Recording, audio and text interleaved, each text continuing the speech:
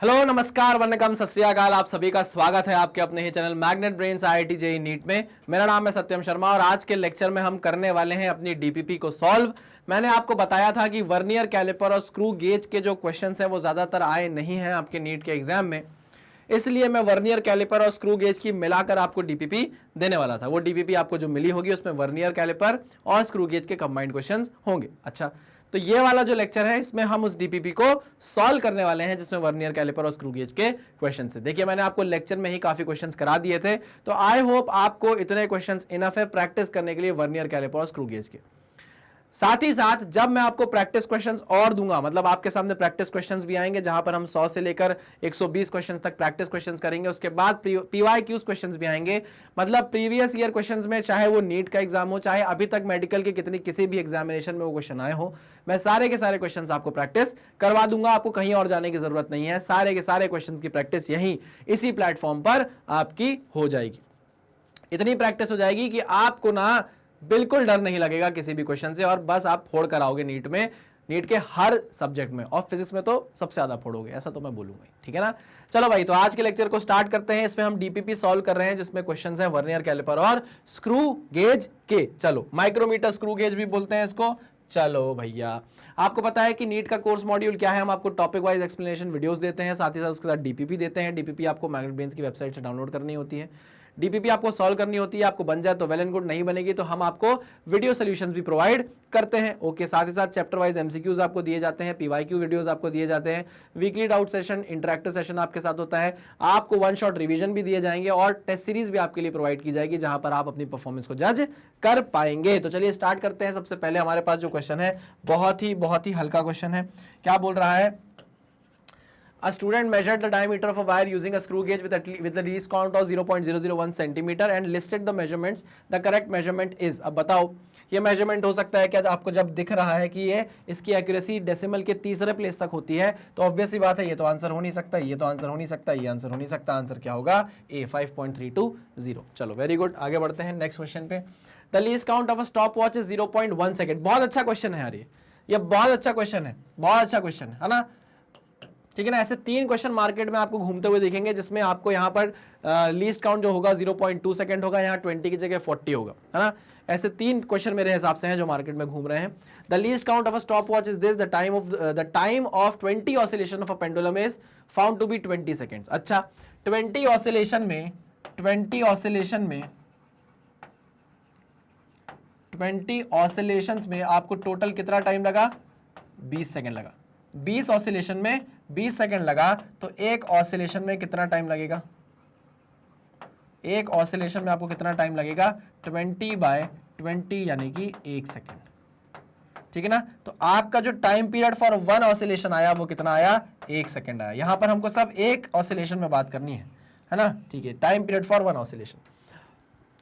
The least count of a stopwatch is 0.1 second. Least count of a stopwatch is 0.1 second. Okay. The percentage error in the time period is.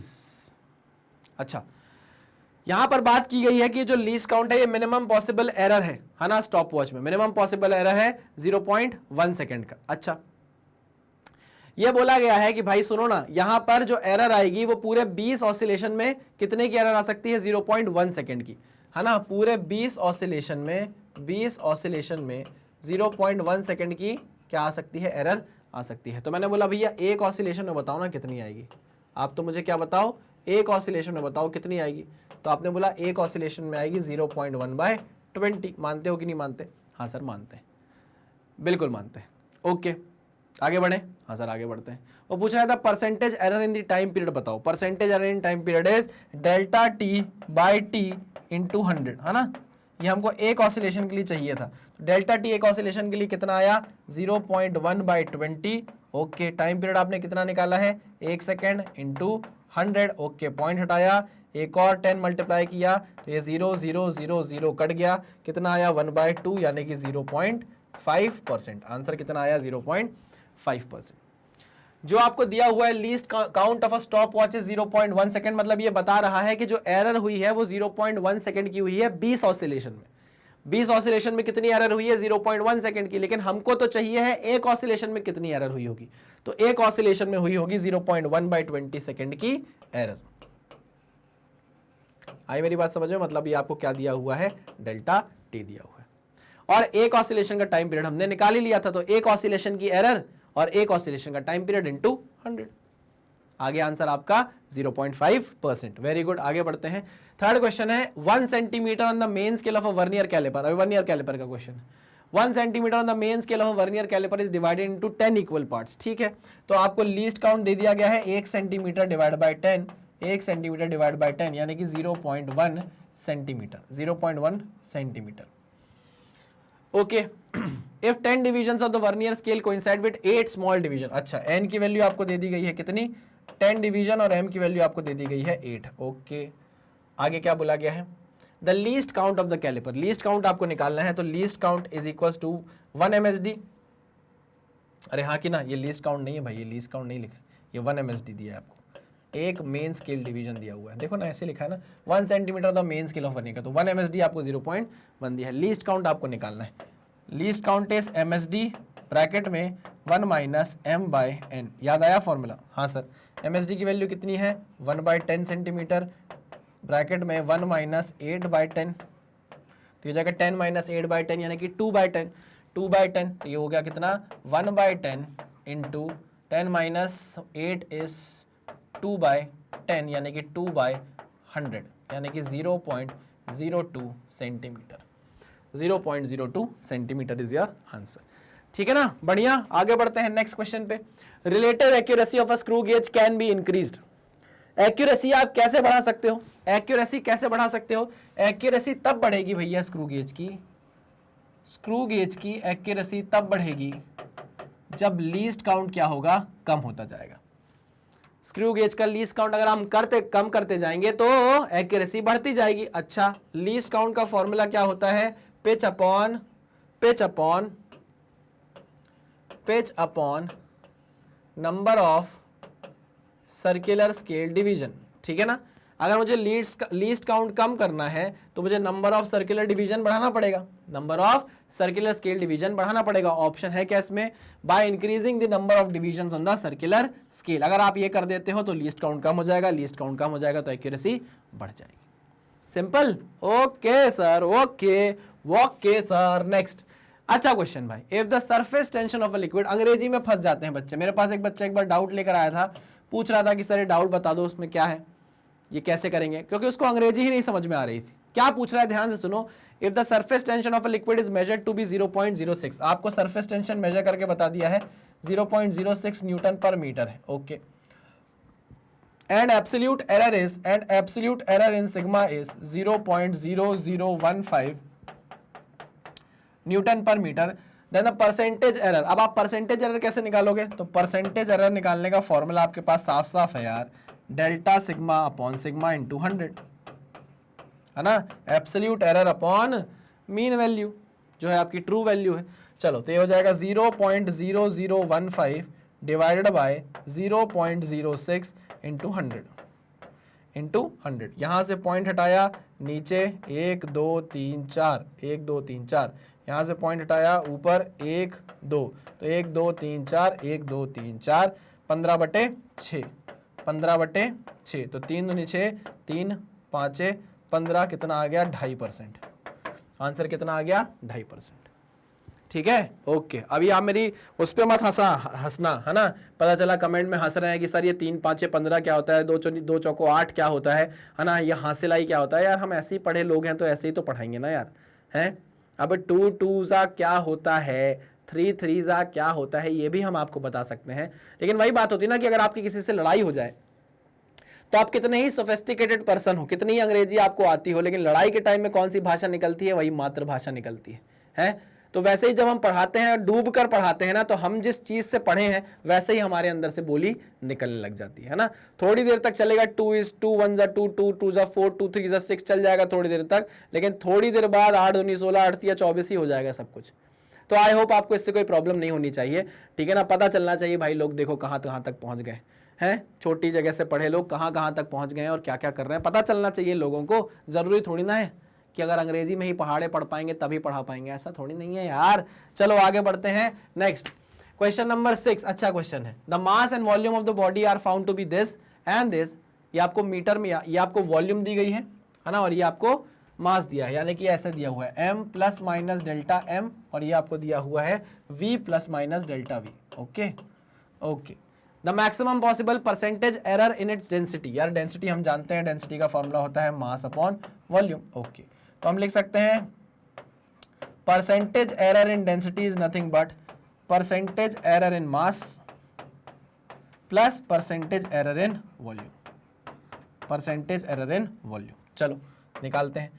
Delta M की value कितनी है 0.05 और मास की value कितनी है 5। चलो point हटाया, 2 0 लगा दिया, मल्टीप्लाई कर दिया 100 से, प्लस डेल्टा वी की वैल्यू कितनी है 0.05 और वी की वैल्यू कितनी है 1.00 है ना। चलो 1.00 इंटू 100, यहाँ से पॉइंट हटाया, नीचे 2 0 लगा दिए। कोई दिक्कत परेशानी नहीं सर, कोई परेशानी नहीं। 0 से 0 कट गया, 5 से 5 कट गया, 0 से 0 कट गया, कितना आ गया भैया, ये आ गया, कितना आ गया भाई, यहाँ पर तो सब कुछ कट गया, तो ये आ गया मतलब 1 और ये आ गया कितना 5, तो ये आ गया 6% के बराबर। किसके बराबर, 6% के बराबर। वेरी गुड, बहुत अच्छा क्वेश्चन बन गया है हमें, लेकिन हम बिल्कुल भी चकमा नहीं खाएंगे, ऐसे क्वेश्चन हमको अब बनने लगेंगे क्योंकि हमने बहुत पढ़ा है यार, अच्छे से लेक्चर देखा है, सब बनेगा हमको। अभी देखिए आ रहा, ये स्क्रू गेज के लिए आ गया क्वेश्चन 0 एरर का। In the given figure 0 error will be, अब बताओ 0 एरर आपको पता करना है, ये है आपकी मेन स्केल का 0, this is your main scale का 0, और जो सर्कुलर स्केल का 0 है वो ऊपर निकल गया है। सर्कुलर स्केल का 0 क्या कर गया है भाई, ऊपर निकल गया है, तो ये कैसा एरर होगा, ये नेगेटिव एरर होगा। कैसा एरर है ये, नेगेटिव एरर है, ऊपर चली गई वैल्यू, है ना। ओके सर, ठीक है। आगे बढ़ते हैं। In the given figure 0 error will be, अब देखो आप यहां पर ये आपकी बेस लाइन है, मतलब ये आपका क्या है भैया, बेस लाइन है, और आपकी मेन स्केल का 0 ये आपको देखने को मिल रहा है। लेकिन अगर आप अपने सर्कुलर स्केल का 0 देखने जाओगे तो ये बेस लाइन से क्या है, नीचे है, बेस लाइन से क्या है, नीचे है, तो ये कैसी एरर होगी, पॉजिटिव 0 एरर होगी। नेक्स्ट, इन अ वर्नियर कैलिपर, अच्छा ये क्वेश्चन हम कर चुके हैं लेक्चर में, ऐसा क्वेश्चन हम कर चुके हैं।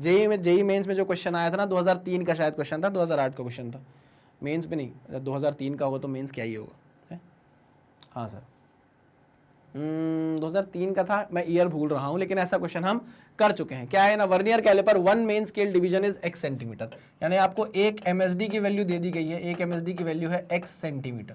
Okay, and n division of the vernier scale coincide with n-1, ठीक है। तो n की वैल्यू आपको दे दी गई है n, और m की वैल्यू आपको दे दी गई है n-1, ठीक है। तो यहाँ पर आपको लीस्ट काउंट निकालने को बोला है, तो least count is MSD x bracket में 1 minus m by n, n-1 upon n, ये हो जाएगा is equal to x bracket में n minus n plus 1 divide by n, minus n से प्लस n कट जाएगा, कितना आ जाएगा, x बाय n आ जाएगा। तो this is your least count x by n। Clear, बहुत अच्छा क्वेश्चन था, मिला जुला क्वेश्चन था, हम कर चुके हैं ऐसे क्वेश्चंस की प्रैक्टिस। चलिए, which of the following is the most precise instrument for measuring length, इसका आंसर अब आप खुद दो यार, इसका आंसर आप बताओ कि सर हमें बन गया था। बताओ, जिसका लीस्ट काउंट सबसे कम होगा वो ज्यादा अच्छा, ज्यादा एक्यूरेट मेजरमेंट देगा, तो आंसर क्या हो जाएगा, स्क्रू गेज, क्योंकि इसका लीस्ट काउंट क्या है, सबसे कम है। चलो आगे बढ़ते हैं। Suppose the circular scale is divided into 100 equal parts and the pitch of the screw is 1 mm, calculate least count. Low, circular scale division आपको दे दिया है, आपको लीस्ट काउंट निकालने को बोल रहा है, तो पिच है 1 mm, सर्कुलर स्केल डिवीजन है 100, तो आंसर आ जाएगा 0.01 mm, है ना, 0.01 mm, लेकिन यहाँ पर सेंटीमीटर में पूछा है, तो आंसर क्या हो जाएगा, 0.001 सेंटीमीटर। बताओ, पेन गिर गया, इतने स्पीड से क्वेश्चन सॉल्व किया कि पेन ही गिर गया। सही निकाला है कि नहीं, ठीक है। चलिए, वेरी गुड, आगे बढ़ते हैं। Next question, in the given figure 0 error will be, अब बताओ इसमें वर्नियर कैलिपर में देखना है 0 एरर, दिख रही है क्या, कोई मेजरमेंट नहीं लिया हमने, बंद करके रख लिया अपने वर्नियर कैलिपर को, तो यहां पर हम देख पा रहे हैं कि जो 0 ऑफ वर्नियर है, वर्नियर स्केल है, वो 0 ऑफ मेन स्केल से क्या कर रहा है, कोइंसाइड कर रहा है, तो यहाँ कोई भी एरर नहीं होगी, कोई भी एरर नहीं होगी, नो 0 एरर। आ जाओ next. In a screw gauge having 100 equal dimensions and a pitch of length 1 mm is used to measure the diameter of a wire of length 5.6 cm. The main scale reading is 1 mm. अच्छा. And 47th circular division coincides with the main scale. Find the diameter of wire. Reading लेने को बोल रहा है. Reading लेने को बोल रहा है. सबसे पहले तो भाई least count निकाल लेंगे. Least count कैसे निकलेगा? Screw gauge having 100 equal dimensions and a pitch of 1 mm. तो लो भाई pitch दे दी 1 mm और 100 इक्वल डायमेंशन दिए हैं, यानी कि आ गया 0.01 mm का लीस्ट काउंट। ठीक है, ओके। आगे मेन स्केल रीडिंग है 1 mm। चलो, तो हमको टोटल रीडिंग निकालनी है यहाँ पे। टोटल रीडिंग से क्या निकलेगा? डायमीटर ऑफ वायर निकलेगा। तो टोटल रीडिंग कैसे आई? Main scale reading plus circular scale reading. Vernier screw gauge ना, तो सर्कुलर स्केल रीडिंग आएगी। तो मेन स्केल रीडिंग आपको दे दी गई है 1 mm की, 1 mm की मेन स्केल रीडिंग दे दी गई है। प्लस बोला गया है 47 सर्कुलर डिवीजन कोइंसाइड कर रहा है, तो लीस्ट काउंट 0.01 इंटू 47 हमने कर दिया, तो ये कितना हो जाएगा? 1 प्लस 0.47, यानी कि 1.47 mm आ जाएगा आपका डायामीटर। 1.47 mm डायामीटर आ गया आपकी वायर का। ठीक है, चलो, very good. Next question, the side of a cube. इतना बड़ा बड़ा लिखा हुआ है सर, हमको लग रहा है बनेगा कि नहीं बनेगा हमसे। The side of a cube is measured by the vernier calliper. Okay, 10 divisions of the vernier scale coincide with 9 division of the vernier scale. Okay, where 1 division of the main scale is 1 mm। ठीक है, okay. तो यहां पर least count निकालते हैं सबसे पहले, है ना। 1 MSD आपको दिया हुआ है 1 mm के बराबर, ब्रैकेट में 1 माइनस n की वैल्यू आपको दी हुई है 9, m की वैल्यू आपको दी हुई है 9 और n की वैल्यू दी गई है आपको 10। तो कितना हो जाएगा? 10 माइनस 9 इज 1, 1/10। तो 1/10 यानी कि 0.01 mm। ये आ गया आपका लीस्ट काउंट, सही कि नहीं? 1/10 हो जाएगा तो 0.1 mm आपका लीस्ट काउंट आ गया। आगे बढ़ते हैं। The main scale reads 10 mm and the first division of the vernier scale coincides with the main scale. चलो, तो टोटल रीडिंग निकालनी है अब हमको। टोटल रीडिंग वर्नियर कैलिपर में कैसे निकलती है? Main scale reading plus vernier scale reading. Okay, main scale reading कितनी बोली है? The main scale reads 10 mm। Okay, तो यहां पर आ गया कितना? 10 mm प्लस वर्नियर स्केल में बोल दिया गया कि first division of vernier scale coincide कर गया। ठीक है, तो लीस्ट काउंट आया 0.1 और पहला ही डिवीजन कोइंसाइड कर गया। तो 0.1 इंटू 1 कितना आ गया? 0.1। तो ये हो गया 10.1 mm। 10.1 mm। लेकिन चीजें यहां सेंटीमीटर में दी गई है, अगर आप ध्यान से देखो सेंटीमीटर में दी गई है। अच्छा, तो 10.1 mm को अगर आप सेंटीमीटर में चेंज करोगे तो हम जानते हैं 10 mm जो होता है वो 1 सेंटीमीटर के बराबर आता है। तो 10.1 mm किसके बराबर आएगा? 10.1 इंटू 1 डिवाइड बाय 10। ये पॉइंट हटाया, 0 लगाया, तो आ जाएगा 1.01 सेंटीमीटर। क्लियर? तो टोटल रीडिंग आपकी आ गई है सेंटीमीटर में कितनी? टोटल रीडिंग आ गई है। समझे ना कि कैसे कन्वर्ट किया है? ये कैसे कन्वर्जन हुआ है? 10 mm का 1 सेंटीमीटर, तो 10.1 mm में कितने सेंटीमीटर? 1.01 सेंटीमीटर। हाँ, ठीक है, तो कितना आ गया ये? 1.01 सेंटीमीटर। ये क्या है? ये क्यूब की एक साइड है। ये क्यूब की एक साइड की लेंथ है, समझे कि नहीं? ये क्यूब की साइड है, क्यूब की साइड है, समझ गए? ठीक है सर, 1.01 सेंटीमीटर। अच्छा, आगे क्या बोल रहा है? The mass of the cube is 2.736 ग्राम। ठीक है, मास आपको दिया है कितना? 2.736 ग्राम। आगे क्या? Find the density of the cube in appropriate significant figures. अब डेंसिटी की बात आ गई। कुछ नहीं, density is equal to mass upon volume. ठीक, यानी कि मास अपॉन क्यूब की साइड का क्यूब की एक साइड है, इसको मैंने बोल दिया ए की वैल्यू है। क्यूब की एक साइड को मैंने ए मान लिया, ए की वैल्यू आई है 1.01 सेंटीमीटर। ठीक है, वॉल्यूम ऑफ अ क्यूब क्या होता है? ए का क्यूब, तो एम मास अपॉन वॉल्यूम। ठीक है, मास की वैल्यू है 2.736 ग्राम डिवाइड बाय ए का क्यूब, यानी कि 1.01 सेंटीमीटर का क्यूब, और यहां पर क्या है? ग्राम है, यहां आ जाएगा सेंटीमीटर क्यूब में। ठीक है, यहां पर बोल रहा है कि सिग्निफिकेंट फिगर में वैल्यू निकालनी है। किसमें? सिग्निफिकेंट फिगर में वैल्यू निकालनी है। तो अगर आप निकालने जाओगे तो ये हो जाएगा 2.736 ग्राम डिवाइड बाय 1.01 का क्यूब आप निकालोगे तो 1.0303 समथिंग आ जाएगा। ठीक है ना? आप जैसे ही इसे डिवाइड करोगे आपको क्या करना है? 3 सिग्निफिकेंट फिगर में आंसर लाना है। क्यों? क्योंकि यहां पर कितने सिग्निफिकेंट फिगर हैं? 3 सिग्निफिकेंट फिगर है। अरे भाई, यहां पर 4 सिग्निफिकेंट फिगर है, यहां 3 सिग्निफिकेंट फिगर है, तो आपको पता है ना, याद होगा ना, जो लीस्ट सिग्निफिकेंट फिगर वाली वैल्यू होगी, जो डिजिट होगी, आपको उसी पर राउंड ऑफ करके आंसर लाना पड़ेगा, ठीक है ना। तो आप 3 सिग्निफिकेंट फिगर में आंसर लाओगे तो आपका आंसर होगा 2.66 ग्राम पर सेंटीमीटर क्यूब। क्लियर, पक्का 100%? हाँ सर, आंसर आ गया 2.66 ग्राम पर सेंटीमीटर क्यूब। चलिए आ गया समझ में? ओके, नोट डाउन कर लीजिएगा भाई सारे क्वेश्चन आपको। आई होप 2-3 क्वेश्चन में आपको थोड़ा सा डाउट लगा होगा, बाकी सारे क्वेश्चन आपसे हिल गए होंगे, ठीक है। चलिए भाई, तो इसी के साथ हमारा ये डीपीपी सोल्यूशन होता है खत्म। आपको पता है मैग्नेट ब्रेन्स की अपनी एक वेबसाइट है magnetbrains.com नाम से, magnetbrains.com नाम से, जहां पर आपको सारा कंटेंट जो कि यूट्यूब पर हम प्रोवाइड करते हैं सब कुछ फ्री ऑफ कॉस्ट अवेलेबल है। जैसे ही आप गूगल पर जाकर टाइप करेंगे magnetbrains.com, ऐसा वेब पेज आपको देखने को मिलेगा। वहां पर जाके आप उतना ही खुश हो जाएंगे जितना ये बच्चा खुश है। अच्छा, जैसे आप नीट के स्टूडेंट हैं, मैं मानता हूं कि आप ये लेक्चर देख रहे हैं तो आप पूरे दिल से नीट की प्रिपरेशन कर रहे होंगे। तो आप जाएंगे, जैसे ही नीट पर क्लिक करेंगे तो आपको मेरे लेक्चर्स और रितिका मैम के लेक्चर्स देखने को मिलेंगे। जैसे ही आप मेरे लेक्चर पर क्लिक करेंगे तो मेरा पढ़ाया हुआ सारा कंटेंट आपको लाइन बाय लाइन अरेंज्ड दिखेगा। पहले मेरा लेक्चर, फिर उससे जुड़ी हुई डीपीपी, फिर उससे जुड़ी हुई डीपीपी का सोल्यूशन। जैसे आपने मेरे लेक्चर को क्लिक किया तो मैं आपको पढ़ाता हुआ देखिए इस तरीके से दिख जाऊंगा, है ना। आपको पता है हमारी आइडियोलॉजी है कि हम कंप्लीटली फ्री एजुकेशन देने में बिलीव करते हैं, और फ्री का मतलब ये नहीं है कि कंटेंट से कॉम्प्रोमाइज किया जाए। कंटेंट एकदम टॉप नॉच आपको प्रोवाइड किया जाता है। हम बदले में आपसे कोई कोड लगाने को नहीं बोलते, कोई पैसे आपसे चार्ज नहीं करते, लेकिन हाँ, हम भी प्यार के थोड़े से भूखे हैं, थोड़े सपोर्ट के भूखे हैं, क्योंकि जितना सपोर्ट, जितना प्यार हमें मिलेगा उतनी ही मेहनत और उतने ही प्यार से हम और चीज़ें आपके लिए लेकर आते रहेंगे।